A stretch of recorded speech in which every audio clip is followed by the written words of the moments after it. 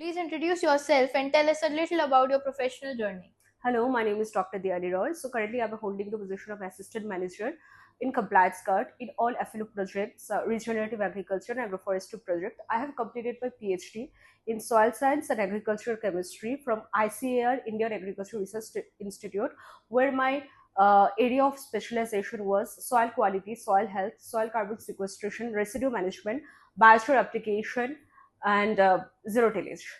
Please what is the correct way of soil sampling for baseline assessment under Regenerative Agriculture Carbon Credit Project? For the remote sensing sampling, it is good for the stratified, but in terms of baseline assessment, always go for the physical soil sampling, followed by the drug conversion method, elementary analysis in the laboratory.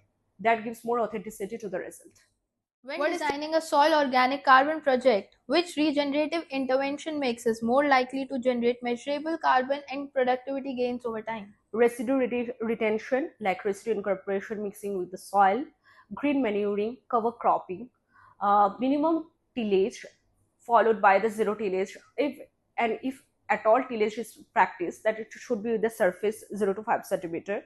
AWD practice, DSR practice in case of rice, and of course a better crop diversification and crop rotation, along with less minimum soil disturbance, minimum chemical fertilizer interventions, synthetic fertilizer, along with a balanced organic interventions with FOIM, compost, biofertilizer, biochar application.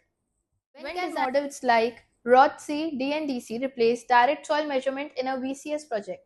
Models are good for the ex ante calculation, but for the ex post credit calculations, always go for the empirical calculations. I would say the hybrid approach would be much better in give the more authenticity of the estimation. When current voluntary carbon market, which type of nature-based credit is more attractive to serious corporate buyers? Nature-based project along with the community development, uh, better CCB goals and a biodiversity model, of course, limit the high sustainable development goal, and which can of course attract a better market price at the buyers. The current